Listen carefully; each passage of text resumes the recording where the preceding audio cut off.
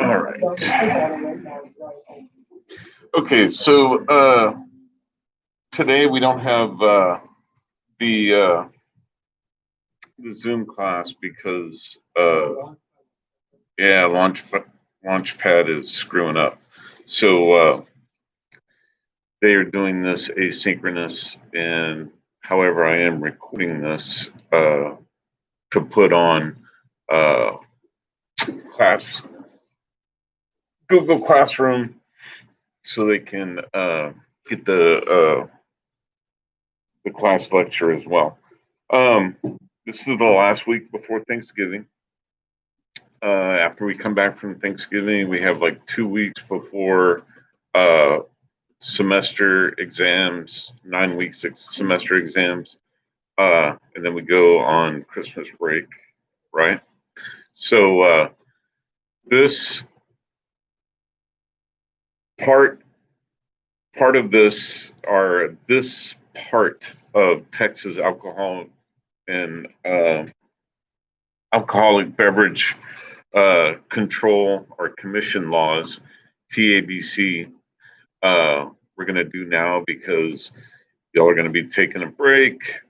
The vast majority of y'all are juniors and seniors. There's no one who's a freshman or a sophomore, even though some of y'all do act like freshmen and sophomores sometimes. And it's all about making the right choices and making informed choices. Uh, and unfortunately, nowadays a lot of kids say, well, my parents, uh, a lot of kids say, well, my parents did underage drinking and stuff. What's the difference? Well, the laws now are a lot more strict than they were back in my day. Why? Maybe we got wiser. Uh, more studies have been done to show that a lot of damage can happen uh, in your life from underage drinking, developmental delays, damage to your brain, all these different things. Not only that, but there's also, uh, some of the social ramifications, sexual assault, uh, unplanned pregnancies, uh, transmission of sexually transmitted diseases. All these things can happen because your inhibitions have been lowered, or you're not making cognitive uh, uh, thought processes. So, in the state of Texas, this program, if you ever want to dive deeper, it's called uh, www.tooyoungtodrink.com. It's got a lot of good resources. Our 1-800 TABC. They got a lot of good resources. Why? Anytime someone has some type of social issue, many people will say, but it's not your problem, it's my problem. Everyone is connected in some way. If a person has a drinking problem, it does not only affect them, it affects the people they live with, it affects the people that they work with, it affects the community as a whole.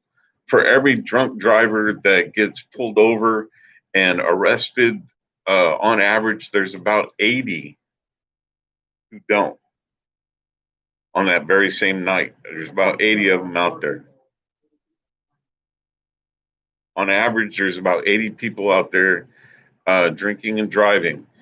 Unfortunately, drunk drivers tend to survive accidents that they tend to cause, while other people that are involved in those accidents tend to have either life-altering injuries or death associated with them. You know, just last week, out where I live, a 17-year-old girl was killed by her brother. No, 16-year-old girl was killed by her 17-year-old brother, who happened to be drinking and he was driving it like a UTV utility all-terrain vehicle, and it flipped, and she flew off of it and dead on impact, and he's in jail for intoxication manslaughter. 17 years old. He's going to be tried as an adult, and his sister is dead. So imagine being those parents.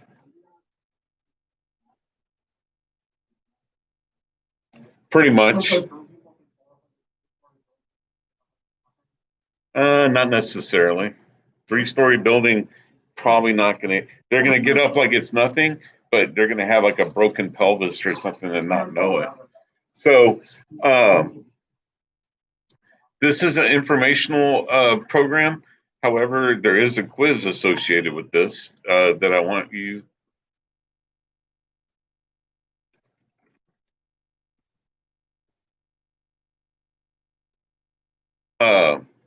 There is a quiz associated with this, so the quiz is due by Friday. All right, you can use the notes that are in the class materials to take the quiz. So things are going to talk about zero tolerance. Texas has a zero tolerance law for juvenile, or not juveniles, but minors. There's a difference between juvenile and a minor. We're also going to talk about DWIs with a child passenger, intoxication assault, and intoxication manslaughter. Unfortunately, all of these things happen in San Antonio, at least, unfortunately, about once a month, if not more often.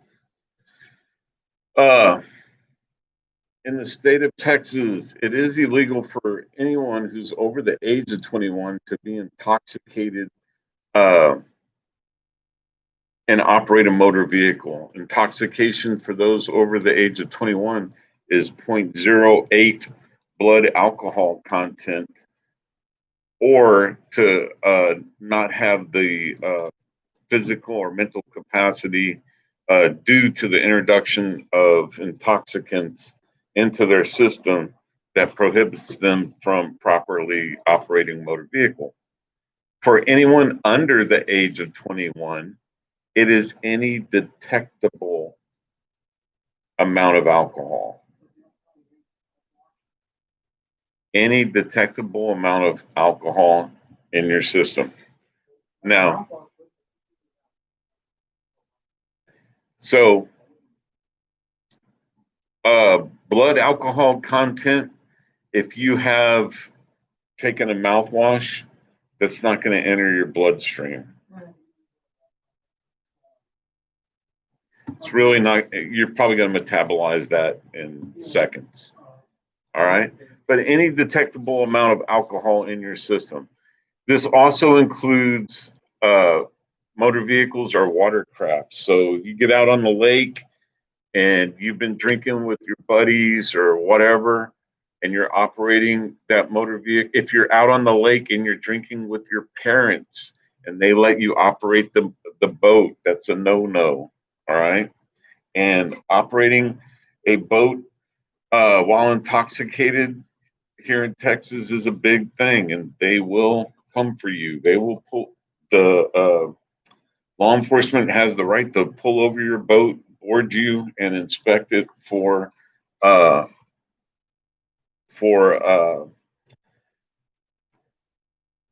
proper flotation devices, making sure everyone on board has a life jacket available, and or is anyone drinking while on the boat and operating the motorboat. Why?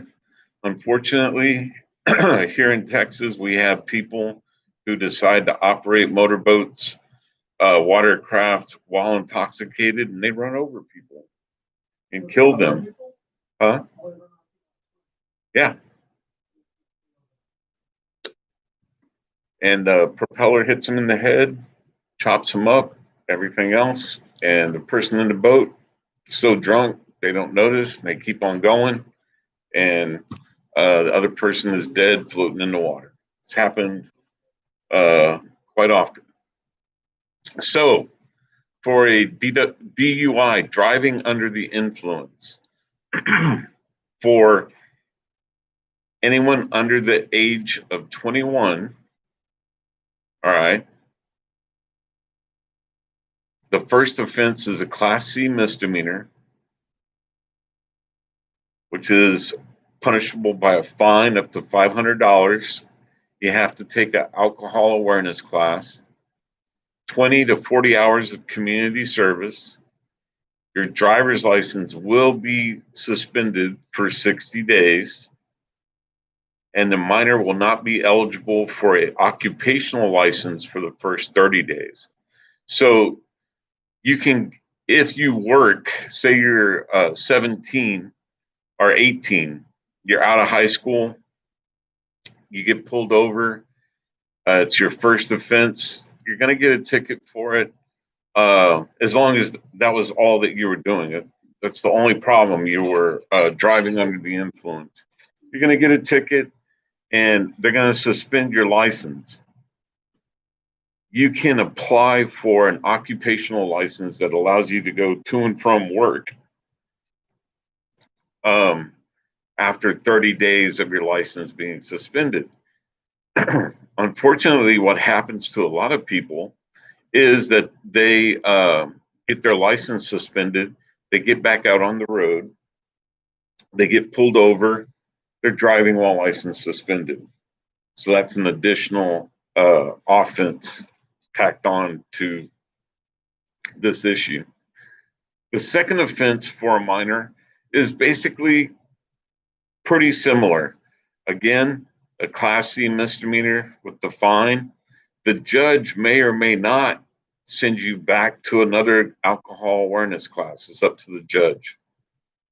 40 to 60 hours of community service, and your driver's license will be suspended for 120 days. And you will not be eligible for an occupational license for the first 90 days. When your license is, again, when your license is suspended, that means you cannot drive, period. And so many times, especially people that have drinking problems and stuff, they, this isn't their fault. Uh, the officer was just out to get them. Of course, the officer doesn't even know the person, but everyone's out to get them. It's never their problem, and they're going to drive. Gosh darn it, regardless of who says what. A third offense, uh, the offender is not eligible for deferred adjudication. What does that mean? For the first and second offense, you get a Class C misdemeanor, right? The judge can say, you know what? You don't screw up for a year. I'll drop this from your record. It was never on your record. You get the third offense, no such luck. They're not going to offer you deferred adjudication. Your driver's license will be suspended for 180 days, and you cannot obtain a occupational license at all. If you're over 17 years of age or older, the fine increases to up to $2,000 and confinement to 180 days in jail or both. So it went from a Class C misdemeanor to what?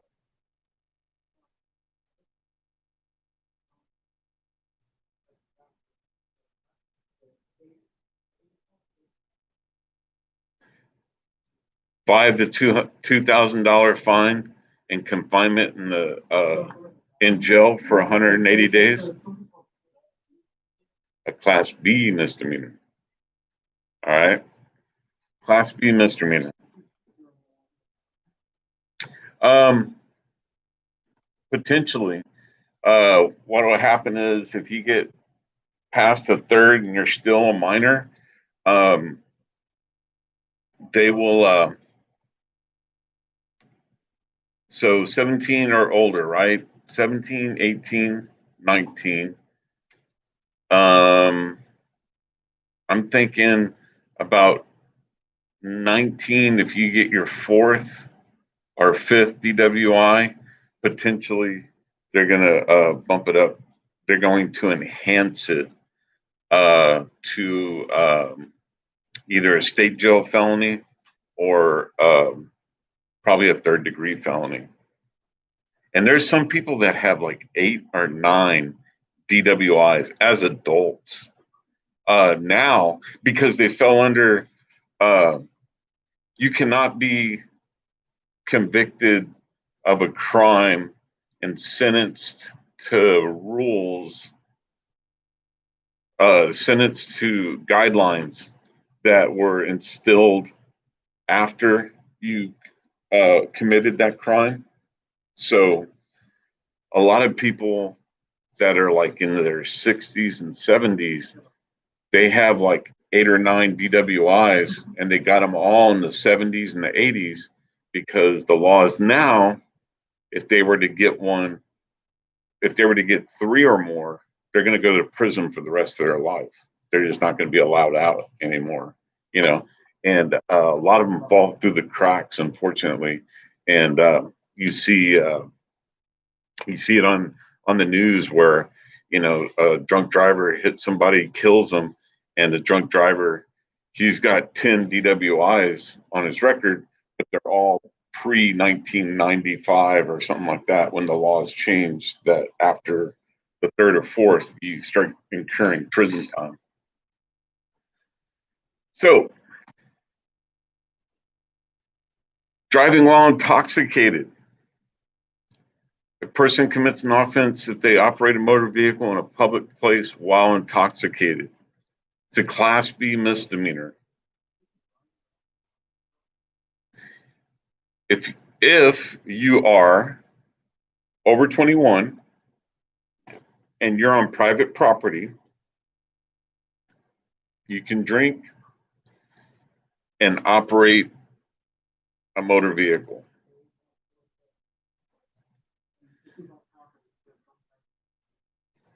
on your own property.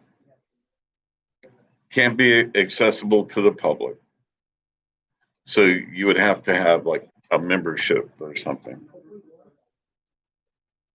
And then it says 3 to 180 days in jail. At a minimum, you're going to spend 72 hours in jail. If nothing more than to sober up before they allow you to leave. And 90 days to 100 or to 1 year loss of your driver's license. You can petition to get a occupational driver's license, and this is a administrative suspension of your driver's license. It's not punitive by the court. It's actually an administrative thing. So on top of getting an attorney or having an attorney for court to argue against all the jail time and everything, you can either hire another attorney or not even fight it. But for you to get an occupational license, you have to go to a different administrative court, administrative judge through Texas Department of Public Safety and fight to get your license.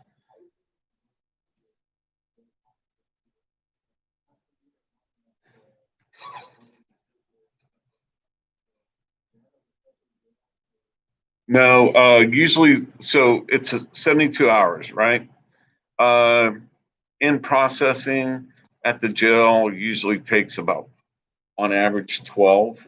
So you're going to in process, you're going to, in the Bexar County jail, you're going to go upstairs to the intake unit, and you're going to sit there in a cell smaller than that room. You're going to sit in a cell designed for 2 people with probably about 4 or 5 people because they're moving in and out constantly. And you're going to sit there for 3 days. Unless you're unless you have a alcohol problem or a drug problem and you're detoxing, then you'll go to a detox unit for those 3 days and you'll just be barfing and, you know. Um, no, not really. Yeah, they all suck. So, what does intoxication mean? Intoxication, you don't have the normal use of your mental or physical faculties by reason of the introduction of alcohol, a controlled substance, a drug, a dangerous drug, a combination of 2 or more of those substances, or any other substance into the body, or having an alcohol concentration of 0.08 or more. So basically, this means that uh, not having normal use of mental or physical faculties by reason of the introduction of alcohol, a controlled substance, or any other substance into the body. If you drink too much water, you can get what's called hypoxia, which is there's too much H2O in your cells, and you start depriving your body of oxygen. And when you start depriving your body of oxygen, you start to get loopy. So if you drink too much water, also hypoxia can kill you. But if you drink too much water, you could legally you could get a DWI for water, driving while intoxicated on water. All right. Sleep deprivation. While sleep deprivation the does not fall under the definition of intoxicated, studies now show that if you have less than 4 hours of sleep, it is like you are legally intoxicated when you get behind the wheel. The same amount of impairment occurs with your ability to effectively drive a motor vehicle. Um,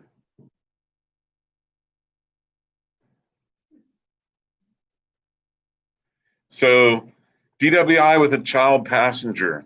They commit an offense if they operate a motor vehicle while intoxicated in a public place, and they have a child under the age of 15 as a passenger in the vehicle. It is a DWI penalty plus a state jail felony.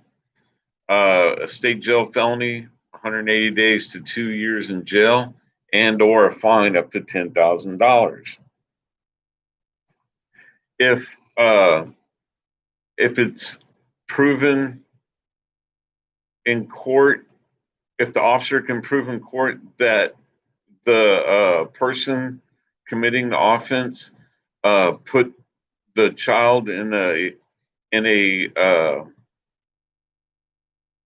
in some amount of danger by their actions, you can also get them for child endangerment. You know, uh, person if the child is there, uh, if the person is the parent of the child, they're probably going to have the child taken away from them for a period of time, if not permanently. Unfortunately, uh, this happens here in San Antonio, things like that. Intoxication and assault. Uh, Person commits an offense if by accident or mistake while operating a motor vehicle in a public place while intoxicated, by reason of that intoxication, causes serious bodily injury to another. It's a third degree felony, 2 to 10 years in jail for each account. What does that mean? That means you're driving along, you're intoxicated, you T-bone a car, and 3 people get injured, that's 3 charges of intoxication assault. If there is an injury involved in an accident, a serious bodily injury involved in an accident, it is required by law that the person driving the vehicle have blood drawn to determine whether or not they were intoxicated at the time. So you can count on, even if you say, no, I don't consent, you don't have the right to consent or to deny consent. Matter of fact, when you got a driver's license, you consented to the state taking your breath or blood upon their request. Intoxication, manslaughter. Again, they commit an offense by accident or mistake while operating a motor vehicle in a public place while intoxicated. By reason of that intoxication, causes the death of another. 2 to 20 years in jail. It's a second-degree felony for each account or each count. So, in my example, the 17-year-old brother, he got charged with intoxication manslaughter for his sister. There was also a 16-year-old, another 16-year-old girl in the vehicle with them. She got injured. So he got charged with intoxication assault as well. So, and say the judge wants to make an example and the judge gives, they find him guilty and they give him 10 years for this one and 20 years for this one. The judge can say that he wants the sentence to run consecutively. That means the kid does the 20 years in jail sentence first, completes that sentence, and then he starts the 10-year sentence. So, I mean, on a 20-year sentence, he's going to have to do like 60 or 70% of it before he's eligible for parole. So you're looking at like close to 15 years, and then he can be paroled on that and go to the next one, or they can do concurrent where they both run at the same time. But unfortunately, you know, this kid's parents are going to suffer. Actually, I think this, unfortunately, the high school lost 2 students within a week, both by unfortunate accidents. This girl got killed, and then another girl pulled out in front of someone and got killed on the highway. One of them was a single dad, and he had lost like his entire family before losing his daughter. It was really sad. So, minors who attempt to purchase, possess, or consume alcohol, as well as minors who are intoxicated in public or misrepresent their age to obtain alcoholic beverages, face the following consequences. It's a Class C misdemeanor, fine up to $500, an alcohol awareness class, 8 to 40 hours of community service, and 30 to 180 days loss or denial of a driver's license. So potentially, if you don't have a driver's license yet, they can deny you your driver's license or your ability to get it for at least 180 days.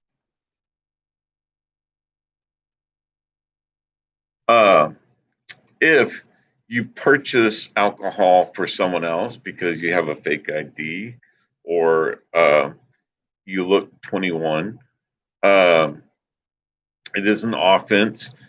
If a person purchases an alcoholic beverage for or gives or with criminal negligence makes available an alcoholic beverage to a minor, and a minor can commit this offense as well. It is a Class A misdemeanor, up to a year in jail, and or a $4,000 fine. Automatic suspension of your driver's license for 180 days upon conviction.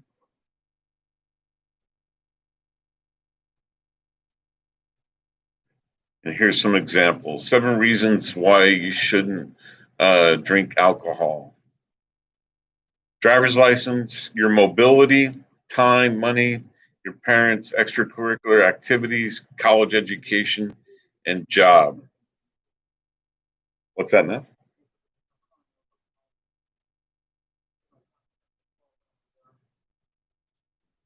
Nice. We will. So your driver's license. Obviously, most of the all of the minor related alcohol punishments have to do with suspension or revocation of your driver's license in some form. A DUI, driving under the influence, is 30 to 180 days. Minor in possession of alcohol and MIP, 30 to 180 days. Driving while intoxicated, 90 to 1 year.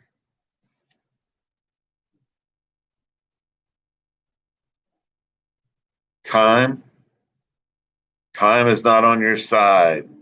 You got to go to court. Court is not at your leisure. You have to be there at a certain time, and usually that time is not on your schedule. Uh, if you if you are under the age of 17, you're going to spend time in juvenile potentially. If you're over the age of 17, you're, you're going to spend time in jail potentially, hours of community service, all these things.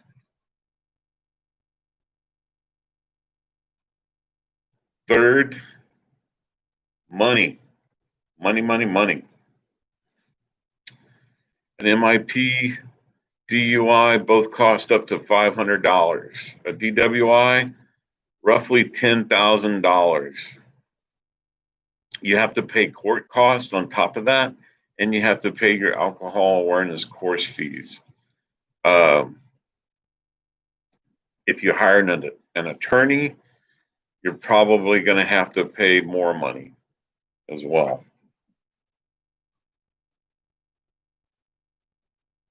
Your parents, you know,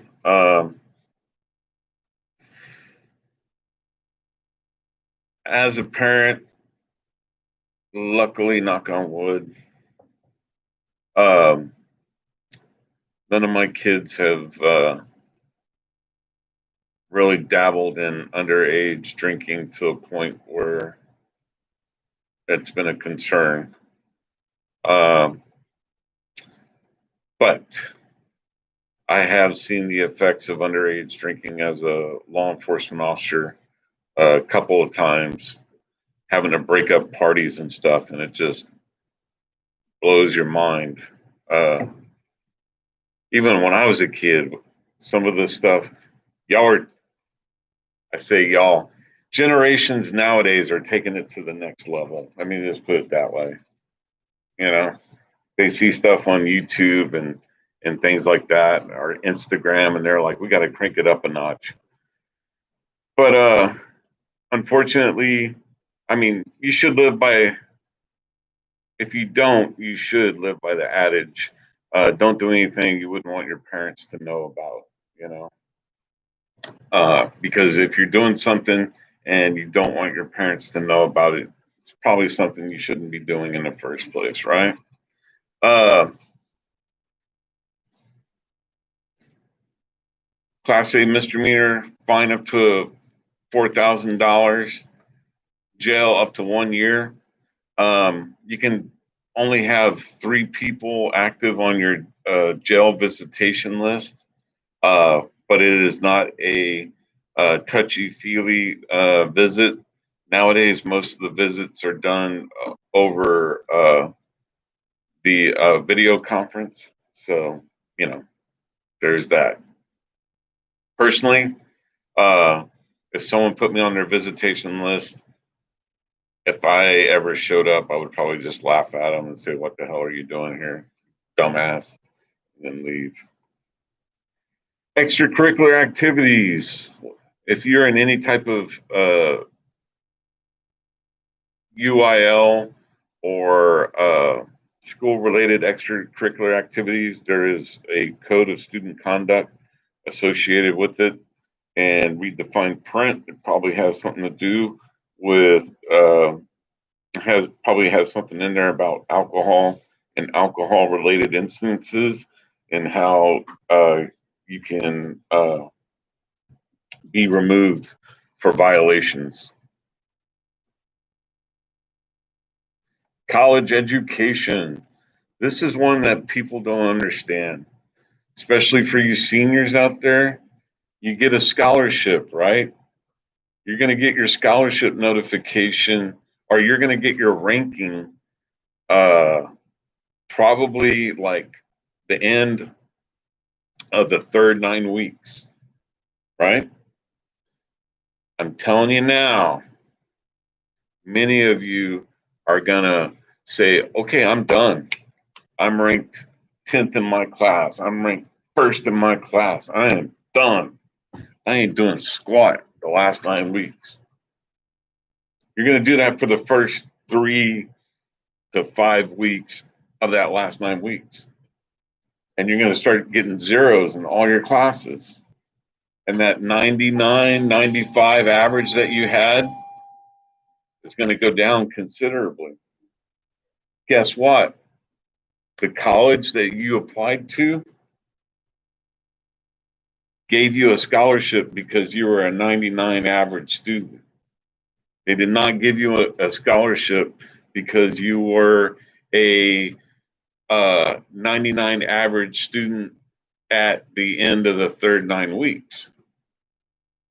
They gave you a scholarship because they want you to be a 99 average student all the way through the end of the school year. There are plenty of articles of woe out there where students have lost scholarships because they screwed off for that last 9 weeks. And when they went to they sent in their final transcript, the school was like, wait.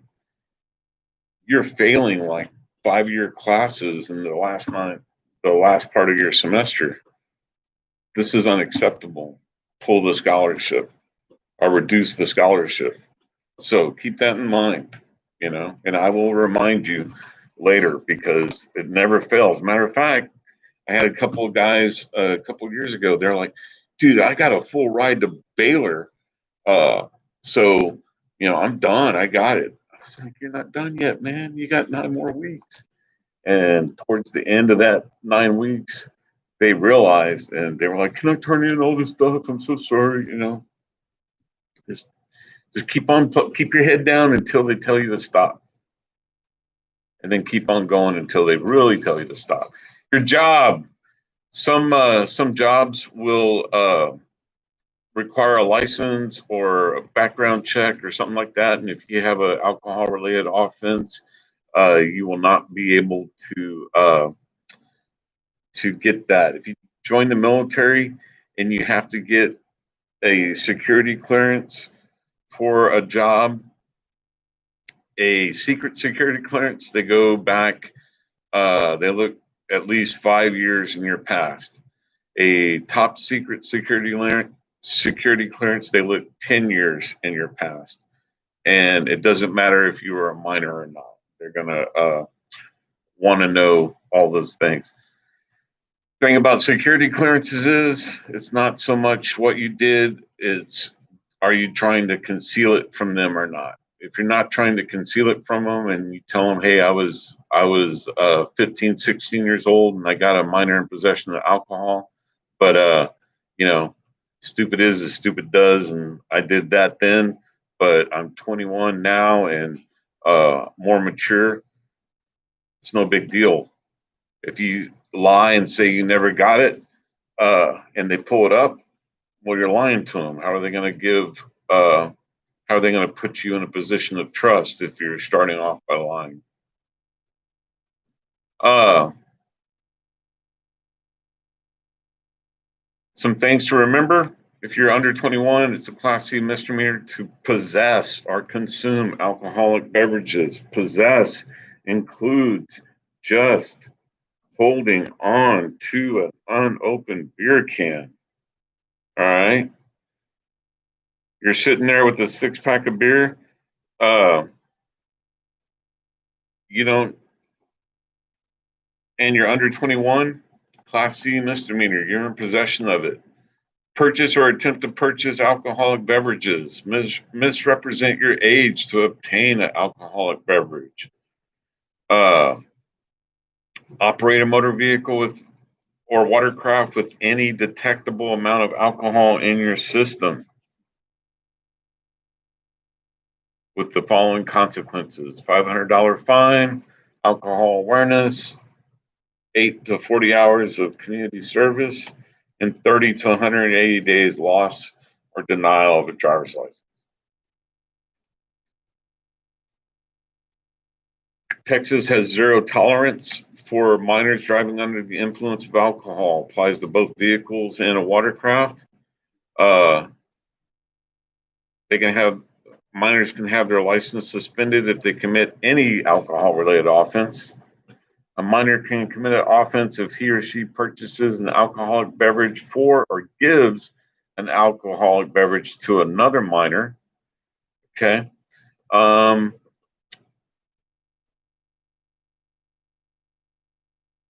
That is good to go. Any questions on minors and alcohol? Pretty straightforward.